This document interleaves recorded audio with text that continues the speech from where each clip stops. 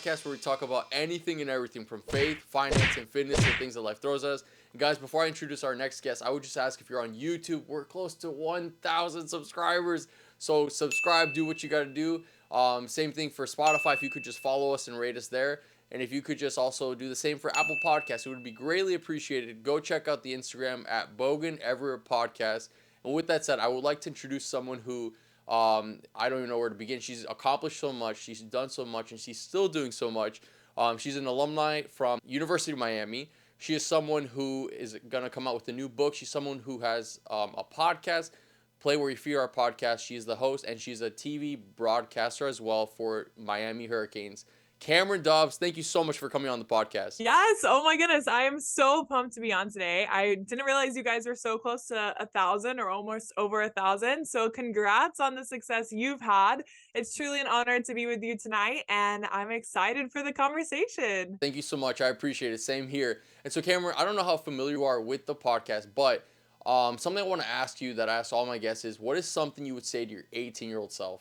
Ooh, we're going to get right into it right away. And something I would say to my 18-year-old self is to simply play where your feet are. Play where your feet are. If you know me, he just mentioned it's the name of my podcast. It's the name of my upcoming book. All of my merch says it. Every speaking engagement I do is rooted in play where your feet are. The camps, the clinics, everything I do, from my company name to more, is all about play where your feet are. You can literally see if the video's on, PWYFA necklace on today, bracelet as well. Like, I am wearing it 24/7. And long story short, what play where your feet are means is to do your best and be your best no matter what and no matter where.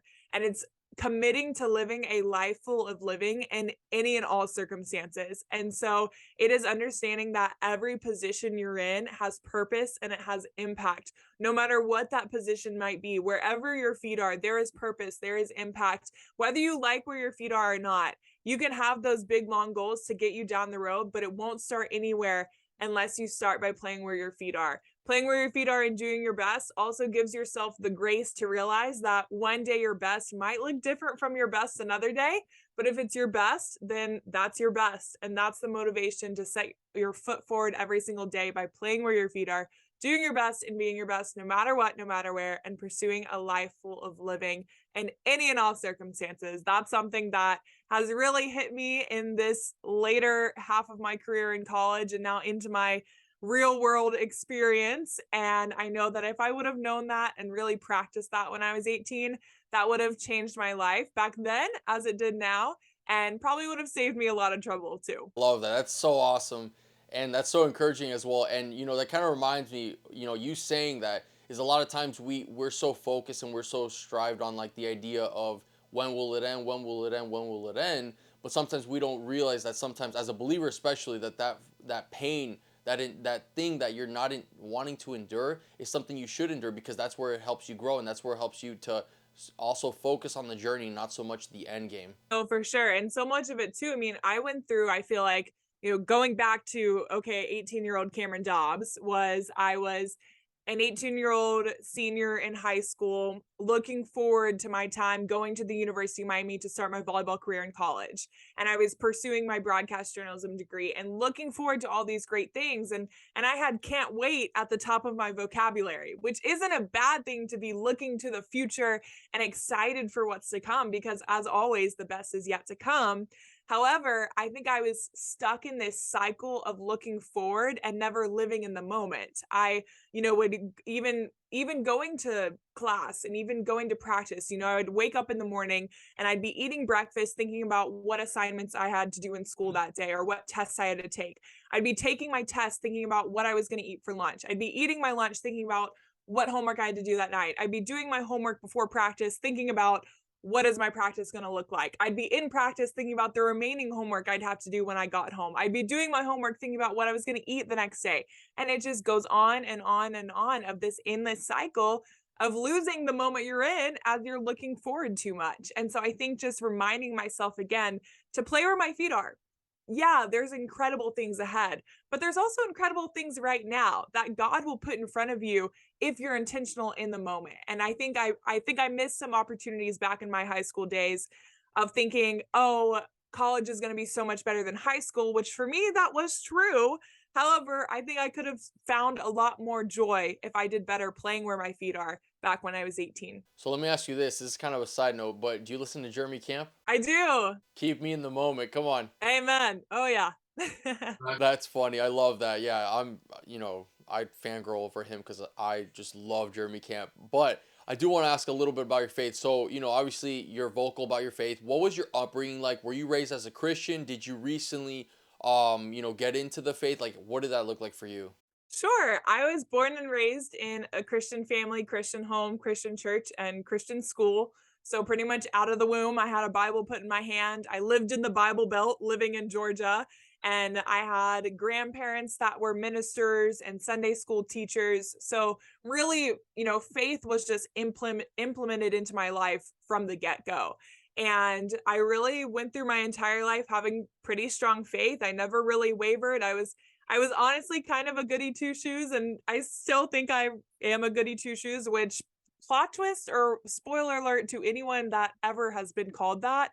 It just means you're a good person. Like, it just means you're obeying Christ and you're following God. So goody two shoes are a good thing to be, by the way.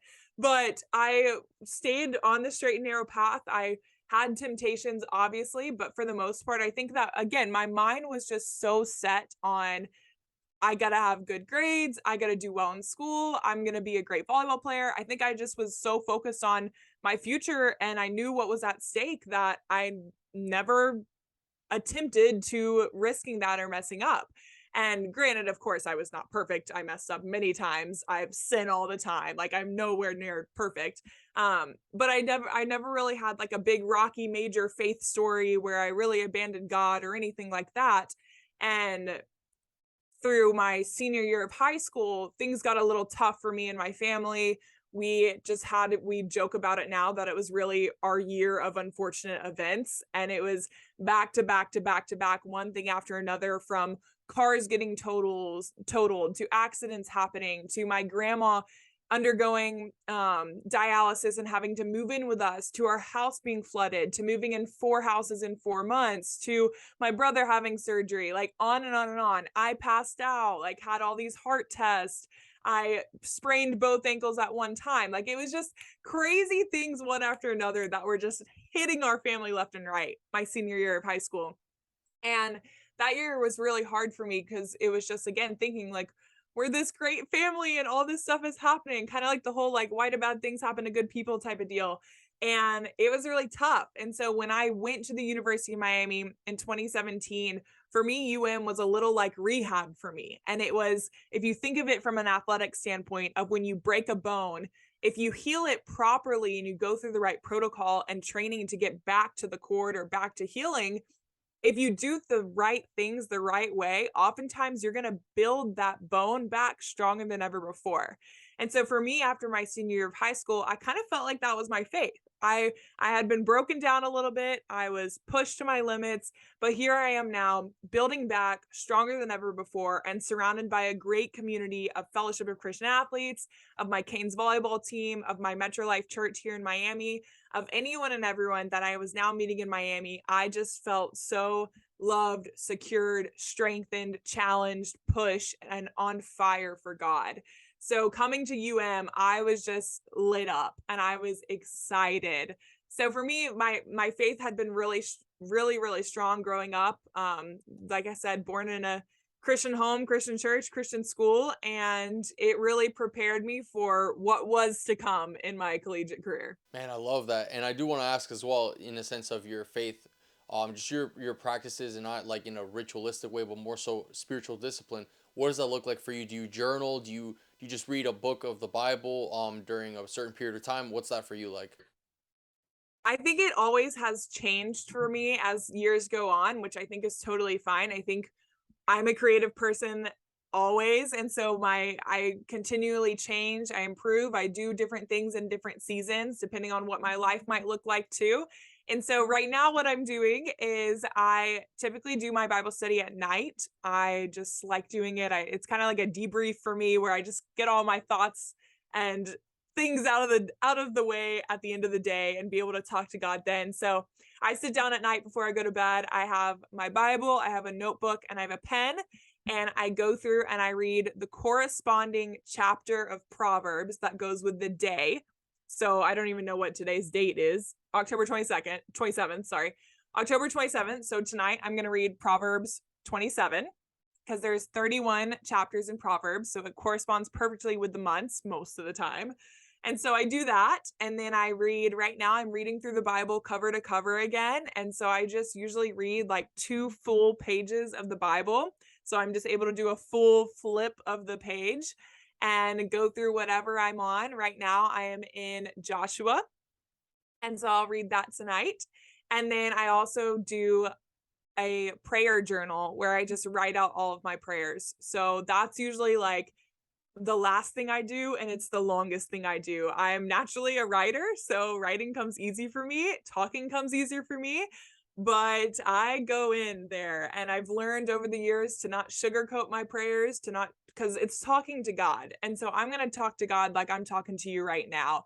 And that is real, that is authentic, that is vulnerable, and that is straight up. So anything I'm struggling with, anything that might be a desire on my heart, anything that has a thought in my brain, I'm going to write it down. I heard something that really convicted me last year saying, are the things that are most worrying you or most top of mind for you, are those your biggest prayers? And so I really learned this past year too, that however silly it might be, I'm going to pray for that. I'm going to write it down. And I have documentation of it too. That's my favorite thing about writing out my prayers is I can go back and I look at 4 years ago what I prayed about. And sometimes I laugh because they're hilarious, of previous crushes that I had and prayed about, or silly little things, making an A on a test.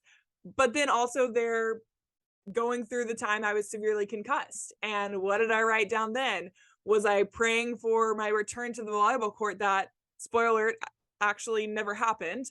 And just looking back and seeing the miracles that God has done in my life through all those prayers has been really cool too. So that's pretty much the synopsis of my Bible time, quiet time, is just doing journaling and then reading Proverbs and then reading through the Bible cover to cover as well. You know, it's funny you say that because I did a podcast about a week or two ago, basically talking about what the Lord has been teaching me recently. One of those things was being more intentional with God, and similar to what you were saying was just having a conversation, not just like this ritualistic or a legalistic way of, oh, it's 8 o'clock, I gotta go pray now. It's like, no, like God wants a genuine relationship. He wants there to be conversation. He wants us to speak to him, really, for those who are his children.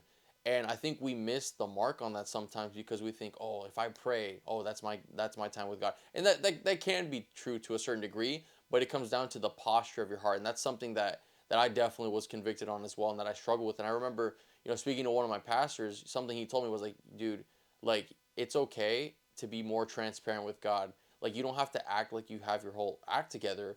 But instead, if you're feeling sad, if something sucks in your life that's going on, whatever, bring that to the Lord and bring that right there and then. Don't try to put up this act that you're not, but instead be transparent. And so unfortunately, he had a miscarriage, and that was a bummer for him. And something that he told me and he shared with me was like to be transparent with God. That doesn't mean lose your humility when you approach the Lord, because the Bible says he opposes the proud, but he gives grace to the humble.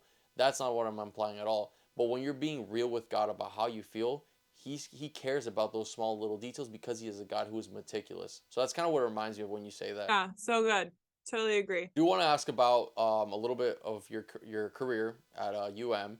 So what were emotions, what were some thoughts, what were some things just going through your mind when you got offered by UM to play for them? I think you were like 14 too when that happened. And well, it's funny. I did receive my first scholarship when I was 14 and recruited pretty early. I was, granted, let me say too, for volleyball versus like football or other sports you often think of, most maybe that come to mind before volleyball does.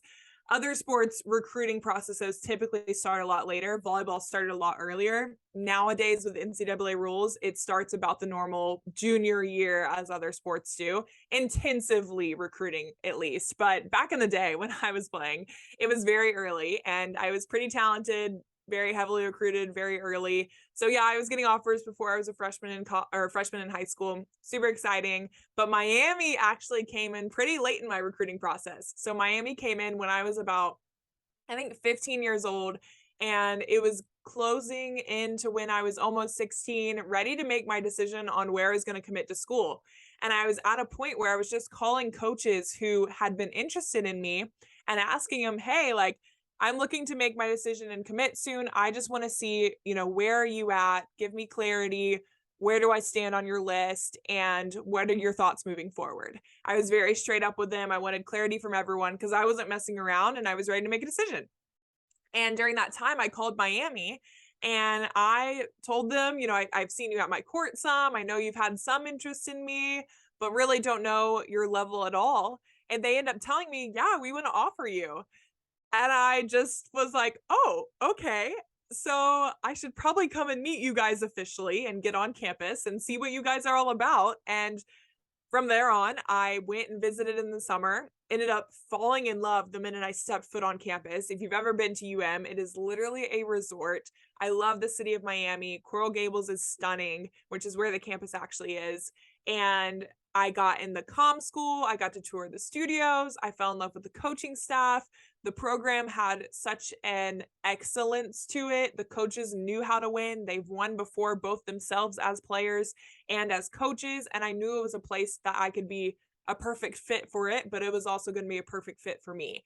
So the minute I stepped foot on campus, I fell in love. It was kind of like the when you know type of vibe. And I knew my recruiting process ended right there. I told my parents that's where I was going to go to school. They made me be a little more patient and wait about a semester more of just talking to some other coaches. But the whole time I knew in the back of my mind, Miami was it. Miami was it. And I never looked back since. That's awesome. So let me ask, how long have you been in Florida now, just as a whole, like living here? For the most part, I've been in Florida since July of 2017. So 5 years later. Okay, so you growing up in Georgia, right? Like I'm sure there was a huge cultural shift and cultural difference, going from Georgia to South Florida specifically, Miami. How has that adjustment been for you? And what are some things that stood out to you as far as cultural things like here in Miami? I think I adjusted seamlessly. I don't think it was a hard adjustment at all. It is by far very, very different. It is, we joke that we're literally like the most southern point, basically, besides Key West, clearly, but like we are the southernmost area of the United States. Yet this is not the South. Like this is not the South whatsoever. Georgia is the South. You can maybe say North Florida, like you get Jacksonville in there. But this is not the South anymore. And so there's definitely certain things that I had to adjust to. There's no more Southern hospitality. Like it's just different. And so there are differences, but again, I think I adjusted seamlessly. I love it. I always tell people it's like you're living in a different country down here. It is incredible. I love the fact that right now it's 85 plus degrees outside and my parents are in 40-degree weather in Georgia. I love that it's sun all year round. Like I just love Florida so much. I love Miami. I never get tired of seeing a palm tree ever. Like I have millions of photos of palm trees on my phone. Same palm tree that I see every single day for 5 years and it's still stunning to me. So yes, there are differences. The culture is most definitely different, but I love picking up on the little Hispanic things, the little Spanish sayings. Like I love it so much. It's amazing. It's incredible. And what a cool experience to, first and foremost, I mean, frankly, go to school for free. And if you can pick wherever you want to go to school and you choose Miami, Florida, not a bad bet to be by the beach and in the sunshine all year round. And so it's been an incredible experience to also just be immersed in the Cuban culture, Hispanic culture down here in South Florida. Yeah, so a little bit about So, I'm sure you were tempted a lot, not just as a college student, but as an athlete as well, especially, with notoriety, quote unquote popularity, whatever the case may be. So, with that temptation, obviously, I'm sure you had to put up some boundaries and also have a game plan of execution.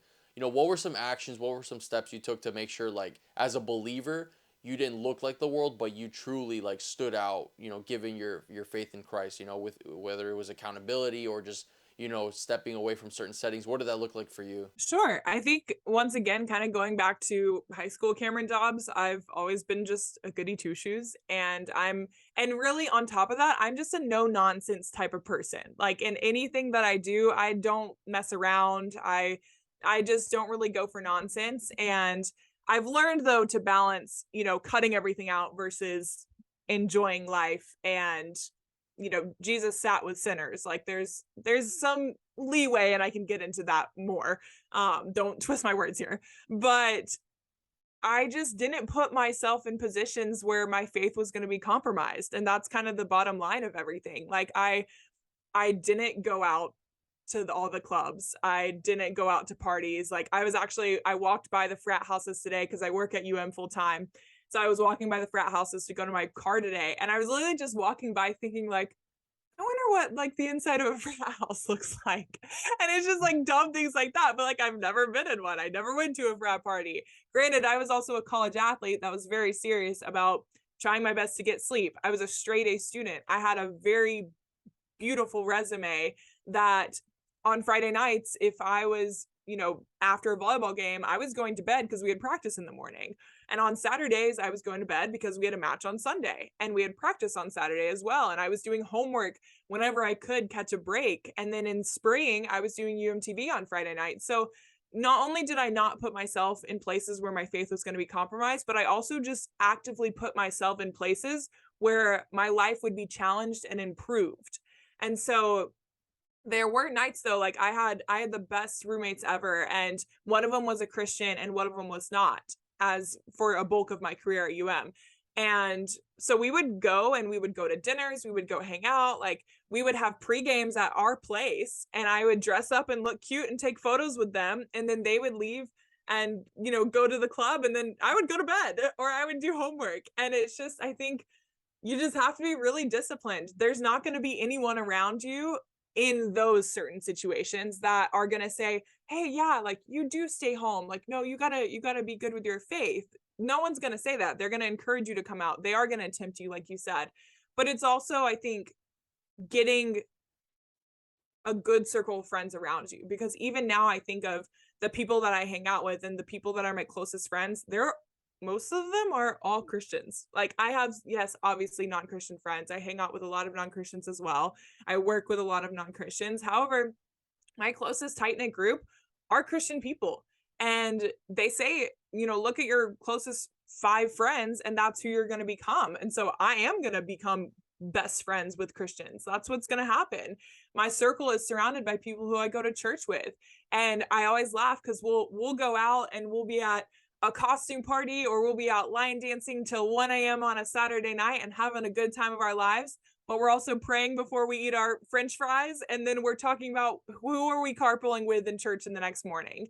And it's not saying we're one foot in the world and one foot out of it. It's, I think, learning. What I'm doing right now is I'm learning how to have fun as a Christian and doing better at work-life balance, so that I'm not studying all the time. I'm not working all the time. So yes, there's a balance to it, but there's also a very clear line of, like you said, like you are in the world, but you are not of it. You have to have that discipline. And at the end of the day, it's just on you. Like you make the choice to not go out clubbing. You make the choice to not do this, not do that, not get drunk every weekend, not do like whatever it might be with boys. Like that's another thing too. Very candid conversation I had was I literally told a guy straight up, like, hey, like I'm a virgin, I'm staying that way till I'm getting married, and if you want to compromise with that, then like we're not going to be together. And our relationship eventually ended. So I think it's just, again, like no one's going to tell me in that space when we're one-on-one to walk away. Like that's on me, that's on my conviction, that's on the Holy Spirit talking to me, and I'm going to listen to those convictions.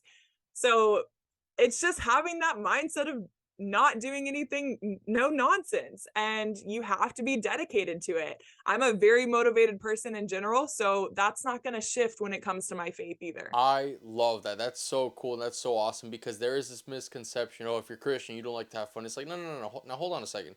We never said we don't like to have fun, but the Lord put these quote unquote rules for a reason. It's not just because he doesn't want us to have fun. It's because there's a reason behind it. There are good consequences, but there are also bad consequences behind our actions. And so I'm with you on that, sister, because it's like wow, you're getting ridiculed for your faith, and people see it as like this punishment. It's like no, it's not. It's like, and something that one of my best friends told me is that God cares more about your holiness than your happiness. And so sometimes, yeah, what may seem holy might not make you happy, but ultimately that's where it comes down to, is like, are you going to do this because you love the Lord and you're gonna be upright, or are you gonna go out of your way? Are you gonna compromise your faith just for temperamental satisfaction? So yeah. Yeah. Well, I even have have a whole chapter in my book that talks a lot about sacrifice. And I say in there that nothing good ever comes easy. I'm a big believer in that. Nothing good ever comes easy. If you think of anything you worked hard for, like, that's not easy to work hard. But you're getting good rewards, good results out of that. And I think it's the same thing with our faith. Like, nothing good ever came easy. Yeah. Jesus literally told us in the Bible, like, he told his disciples, hey, like, life is going to be really hard and you're going to have a ton of trouble. Just so you know. But he was like, but take heart, I've overcome the world. He told us this. He warned us life would be hard, but he's overcome the world. Nothing good ever comes easy. And then also on your point about Christians, like, don't have fun. That is such a literal lie. Like, I was just talking an hour ago in my kitchen with my roommate, and we were saying how, I go to weddings. I went to 6 weddings last year. Like, it's just that time of the life for me. And so I went to 6 weddings last year, and everyone always told me, they're like, Cam, you have the most fun out of anyone at the weddings. Mind you, I will tear up a dance floor. I'm not saying I'm an incredible dancer, but I will tear up a dance floor, and I will be the first one there and the last one to leave. But everyone always tells me, like, you have the most fun at weddings and you don't drink anything. Like, you're not drunk, like, you are perfectly sober, but you have the most fun out of everyone. And I'm like, yeah, exactly. Like, it's just, I'm there to have fun and have a good time. Play where your feet are means you're living a life full of living. That's what I'm going to do. A Christian's life is not boring. If it is, that's on you. That's right. Shifting topic, I do want to ask you a little bit about your physical side of, like, the training, for your fitness and stuff, because that's, one of the things we talk about on the podcast. And so for you, how has that shifted, right? Because I'm sure as a college athlete, you were so devoted and committed to, like, your early morning workouts, conditioning, all those things, to basically now, working full time. And I'm sure, you're still into fitness and you exercise and stuff. So how has that shift been for you? Kind of like, do you apply anything that you did as an athlete, or do you just have a different momentum in your workouts? What's that like for you? I definitely apply a lot of things that I learned through athletics. Like, a lot of the workouts I do are based on movements and exercises that we did training for Miami. We did a lot of dumbbell work as Hurricanes volleyball players, so I just transitioned that into the workouts that I do now. But my workout process post-retirement has been crazy and just very unique and interesting, because I didn't just graduate and leave my volleyball career. I was forced to medically retire, and that forcing me of medically retiring was a 6-month recovery process of when I could run again and when I could be a fully functioning human being again. So for me, my career ended very, very abruptly, suddenly, and unexpectedly in my junior season, and harshly, not to mention going through my 3rd brain injury within 1 year. And so just being able to walk at a good pace, to walk, period, was a big fight that I had to fight, getting back into recovery and getting back into healing. And so when I finished that season, though, I had a lot of comparison. I had a lot of body image issues that I went through, of thinking all the time, not comparison to other people, but comparison to my former self. So I was always just hung up on the fact that I used to be this huge, awesome, incredible D1 athlete. I was a captain on the team. I was very much in shape. I, lifted 70-pound dumbbells, bench press, and like did this and that and the other. And then now I'm struggling with like 8-pounders as I'm trying to get back into it. And so it was a lot of struggling to get back, of knowing like, hey, once again, play where your feet are, do your best and be your best, but know that your best one day might be different from your best another day. And your best today as a now fully functioning human being, praise God, is no longer the same as your best was when you were a high performing college athlete. And it took me a long time to realize that, and to get to the comfortability with my own body, knowing that, hey, my body had just gone through starting, sitting the bench, starting, switching positions, starting, injured, rebuilding strength, starting, injured, rebuilding strength, starting, injured, medically retired, trying to become a fully functioning human being again, and then rebuilding strength with the brand new workouts from there. And so I had to appreciate my body for what it was and what it did, and the fact that hey, I'm still alive and I am able to do what I can do today. And it's incredible. And that's a miracle in and of itself that I practically have zero physical limitations now, besides just popping on blue light glasses when possible and blocking my eyes from the sun and things like that. But, to go further into your question, so coming back from medically retiring, I did my best, just I mentioned it already with my Bible studies, being creative.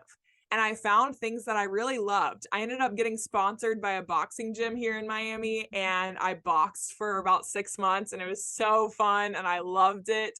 I started doing workouts on TikTok that I like low key went viral for. I started doing tons of workouts that I would post, and during quarantine, I ended up leading workouts for my young adults at my church here in Miami. And it was just fun things like that. I was finding new ways to work out. I was knowing that I had no restrictions, that I didn't have to be training for a certain purpose besides just feeling my best and looking my best. It was up to me to figure out how to do that. So I became really creative with my workouts, started doing a lot of at-home workouts, but having so much fun with them. YouTube videos, Just Dance, like you name it, I did it. And now it's just finding consistent rhythms with being a full-time professional worker as well, and just doing the best that I can at that. Typically on a good week, I try to work out 5 out of 7 days a week, give myself 2 rest days, but oftentimes those 2 rest days are still days that I'm active doing something, whether it's a Saturday being a football game day where I'm getting many, many thousands of steps walking around Hard Rock Stadium, up and down the stadium steps and tunnels and all that good stuff all around the fan zone, to walking around my neighborhood, getting a run in, playing tennis, things like that, playing beach volleyball, whatever it might be. So I try to stay very, very active, and also manage, though, making my workouts not an idol either, because I think I managed a little bit, or I struggled a little bit with that coming back to, again, I was comparing myself to my former self so much that I was pressuring myself to get back to who I used to be. But I put way too much stress on that to making that too big of an idol in my life. So it's also managing that at the same time. So I do want to ask a little bit about your career and obviously what you majored in. So what got you into sports broadcasting? Because I feel like that's such a that you hear about that, but it's not as big as, you might hear about business or traditional education to be a teacher or whatever. What got you, Cam Dobbs, into sports broadcasting specifically? Well, they say that mother knows best, and it is quite true. So way back when I was 13 years old, as I mentioned, my volleyball recruiting process started really early. And because of that, I had to make decisions early on of ways I could weed out schools that I was not as interested in, or maybe I was interested in, but how could I narrow down my big list that was recruiting me? And one of those ways was to figure out what I wanted to study and be specific with it, and see if that school offered that career path too. So my mom, I remember I was sitting in my living room one day with her. I was actually standing. I can see this so vividly. I was standing in front of our big windows. My mom was sitting in her chair. She was looking up at me, and she just told me, Cameron, I think you'd be really good at communications. And I just looked down at her and I said, okay. And the rest is history.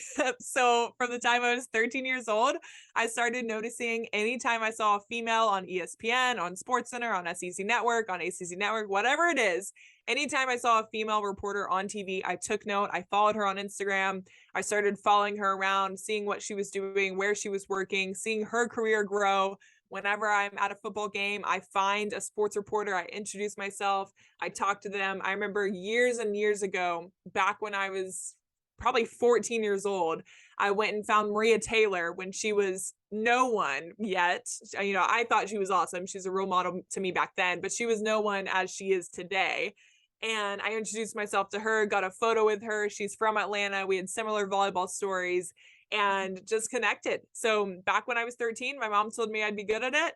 Turns out she was right, and I fell in love with it. So I absolutely love just storytelling in general, talking about sports. It's been my entire life, and I love speaking on it.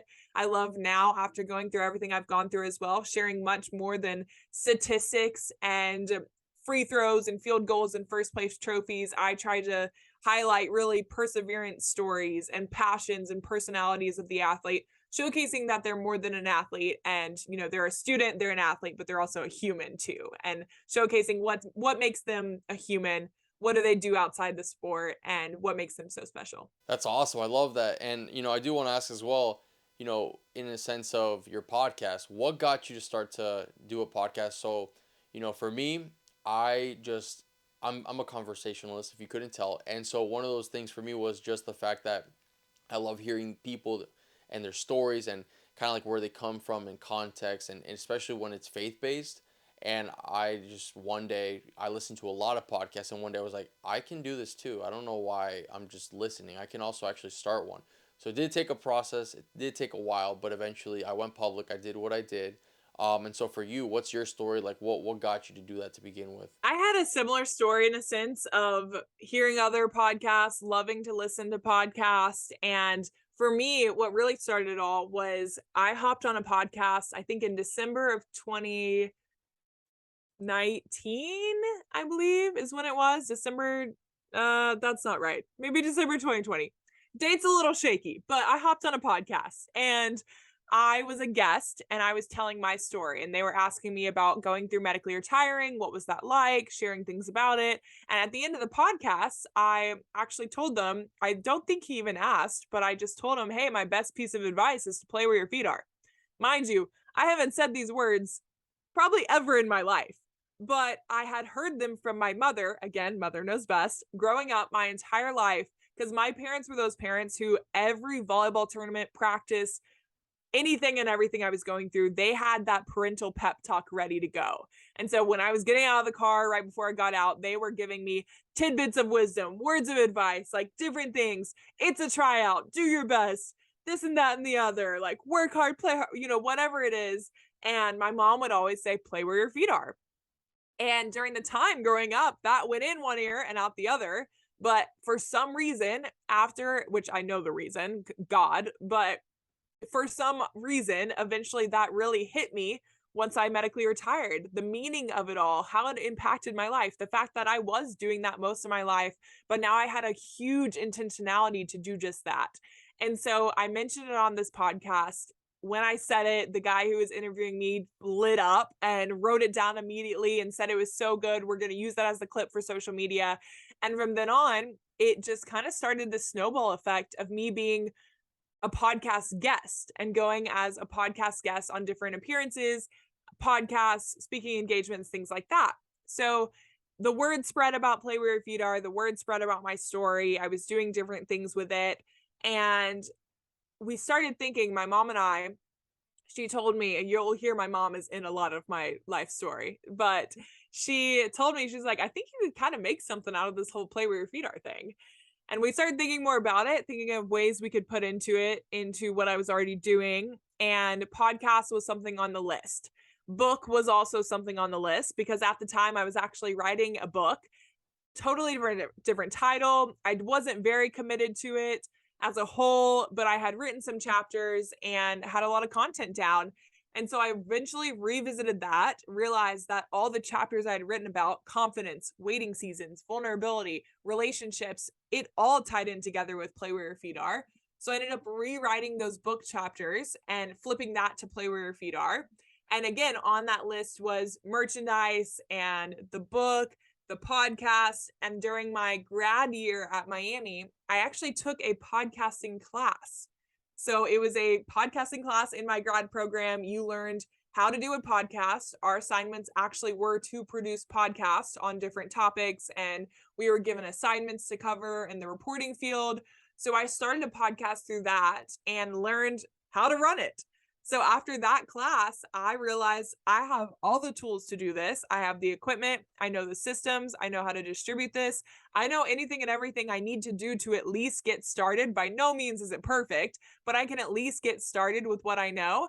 And so I figured, why not go for it? So on September 7th, 2021, I believe, last September, I launched officially the PWYFA Play Where Your Feet Are podcast, and it's been incredible. It's been such a cool outlet to, I focus so much of my career on telling other people's stories, and so it gives me a little outlet to tell my own, but also I'm able to do that in my speaking engagements for Play Where Your Feet Are and in my book, of course, as well. That's my entire life story laid out there.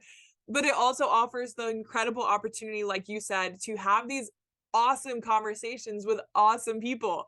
And as you mentioned, like I love talking too. I always tell people when they ask what I do, I have a long list of kind of what I do for work, but long story short, I talk for a living. And it's the coolest thing to have this as work. Like I tell people, sorry, I got to go record a podcast. Like this is work for me. Sorry, not sorry. But it's literally just I'm connecting with someone talking as if we're talking over coffee right now. And it's the coolest thing ever. I love it so much. I've made the most incredible connections. People have connected through it. I've connected through it with others. And it's just been so fun being able to hear different people's stories.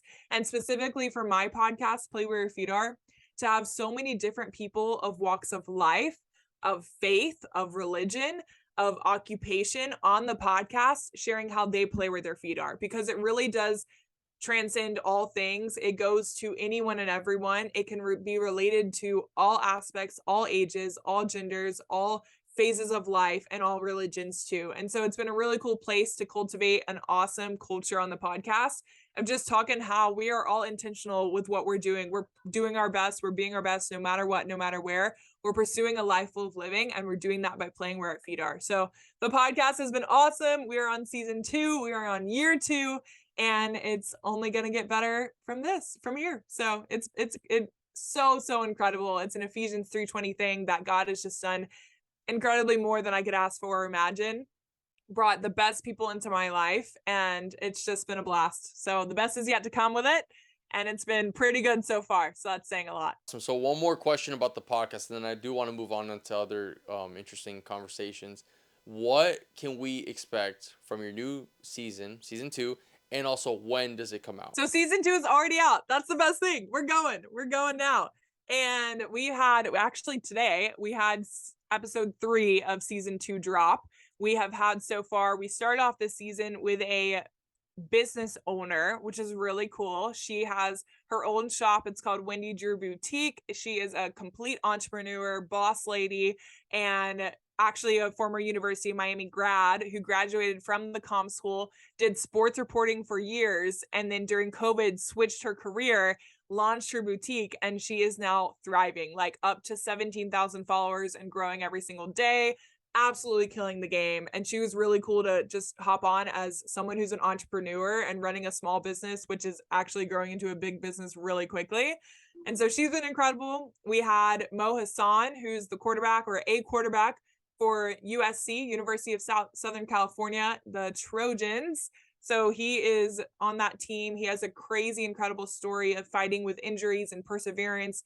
He has his own podcast that is absolutely booming. He actually, before USC, played at Vanderbilt. And when he was at Vanderbilt, started this incredible organization called Second Spoon that now is at multiple universities across the country. He's been given like the key to Nashville, like the key to the city. He's on Nashville's 25 most beautiful people list. Like insane, this kid. He's incredible. He's a college football player, and like he's already done all this. So he was really cool. And then today we had an episode drop with a registered dietitian and nutritionist who is also like a life coach, nutrition coach, and just awesome social media presence. So fun, killing the game. And she was really cool to talk a lot about body image and eating disorders and different things as a former collegiate athlete herself as well. She was a synchronized swimmer, which I think she said they actually now call it artistic swimming, I think. But she was a synchronized swimmer at Ohio State and won 2 national championships. So pretty stud of an athlete too. And she was on, but so many more incredible episodes. We've recorded a lot. We actually have all of our episodes through the end of the year already recorded with so many amazing people, from additional strength coaches at collegiate levels, college athletes, people who are in ministry, pastors, professors, like the list goes on and on of who's going to be on this season. And it is so fun, so incredible stories of just passion and pursuit and playing where your feet are. And it's really cool. So y'all stay tuned for season 2. It's continuing right now. Y'all listen to it. Go listen back to season 1 if you're just now hearing about the podcast. We have a best of season 1 recap episode, which has the best pieces of wisdom from all of season 1 on there. I recommend listening to that one because you're just going to get like blasted with gold nuggets. It's so good. and then so much more. Actually, this weekend, we're going to record a podcast about the book, and it is pretty much anything and everything about the book. We brought a lot of questions from Instagram. We've been doing the question boxes where people are just submitting questions about the book. So that's going to be a really fun episode too, and a pretty vulnerable episode of what's in it, because the whole book is very vulnerable. So it's going to be talking a lot about the content of it, the stories of it, the hardest parts of writing it, the hardest parts of the process, the hardest stories to tell, and all the good things as well. So my favorite parts, my favorite stories, my favorite chapters, my favorite chapter title, different things throughout the book, and spilling the tea a little bit about the tea that's in the book. So that's going to be a fun episode coming out soon too. Dang, you got ahead. I was gonna ask you what can we expect from the book, but you literally just answered it. So I do want to ask though, like, what is your vision long term, in a sense of your career, the podcast, your book, speaking at events? You know, what is your vision? What do you see? What is it gonna look like? You know, for the next couple of years, anywhere from 5 to 10 years for Cameron Dobbs. My career, when I look at it as a whole, is I see Oprah and I see Tim Tebow merged together, and you get Cameron Dobbs. And that's what I want to do. That's what I want to be. And you think of everything that Oprah and Tim Tebow have done from a standpoint of Oprah and her networks, her talk shows, Tim and his work with SEC Nation, SEC Network, analyzing football games, doing this and that and the other with the sports industry. But also you look at them with their books, with their foundations, with the way that they can impact the world, their speaking engagements, this and that and the other, through that atmosphere as well. And that's what I want my life to be. I want to be able to pursue my passions, but give all the glory to God, and be able to impact the world every single day with what I'm doing, whether that's from the sports world, the sports industry, sports broadcasting, or simply from doing everything with Play Where Your Feet Are. So Play Where Your Feet Are specifically, I have always said from the get-go that, okay, it's a podcast, but it's more than a podcast because we have merch. Okay, it's a podcast and merch, but it's more than that because we have a book. And it's more than a book because we have speaking engagements. And it's more than speaking engagements because we're going to have camps and clinics and retreats and ambassadors and this and that. And like the list goes on and on and on. So Play Where Your Feet Are, I said this the other night. I was actually on a guest on another podcast, and Play Where Your Feet Are relates to every single aspect of your life. So we want to make sure that Play Where Your Feet Are can be present in every single aspect of your life. I want to make sure that you can read about Play Where Your Feet Are. I want to make sure you can listen to Play Where Your Feet Are as a podcast, and eventually audiobooks too. I want to make sure you can wear Play Where Your Feet Are as merch on your chest and represent to others and showcasing it. I want to make sure you can go experience Play Where Your Feet Are, from retreats to camps, to clinics, to speaking engagements. And so again, it's just getting this in our lives, because if you choose to be intentional about it, Play Where Your Feet Are can change your life. And it's whether that's the mindset or that's the company that I'm running. I believe both things can do it for you, and we can live a life full of living if we follow Play Where Your Feet Are. I love that. That's awesome. Cameron, thank you so much for coming onto the podcast and taking the time. And I do want to ask, is there anything you want to plug or just share for anyone to, you know, hit you up or look up, you know, any information? Well, always, of course. I will say, y'all go follow. First and foremost, my Instagram is at cam.dobbs, CAM.DOBBS. Feel free to hit me up there. I always joke and say this, but it's actually a very serious statement, that the doors to my DMs are wide open. So anyone and everyone, like if you have any questions about my life, my testimony, going through medical retirement, going through 3 brain injuries within 1 year, forcing to drop out of school, going through and starting your own business, starting your own podcast, writing a book, like any question you might have, or you just want to be friends with me, feel free to reach out. The doors to my DMs are open. I will talk to anyone and everyone. I try my best responding pretty quickly as well. So would love to connect further with all of you guys, whoever is listening.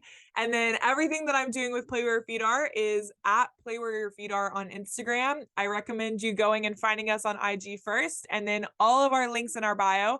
Our link tree is there, and that'll take you to our merch. That'll take you to our website, to our TikTok, our Twitter, our Facebook. The list goes on and on of what is all plugged there. But we're on all platforms for the podcast. You can listen to us everywhere you listen to your podcast, from Spotify to Apple to Google to Anchor. Again, and anywhere you listen, we're going to be on there too. And same thing with the Play Where Your Feet Are account as a whole. So find my Instagram. You'll find all the information there.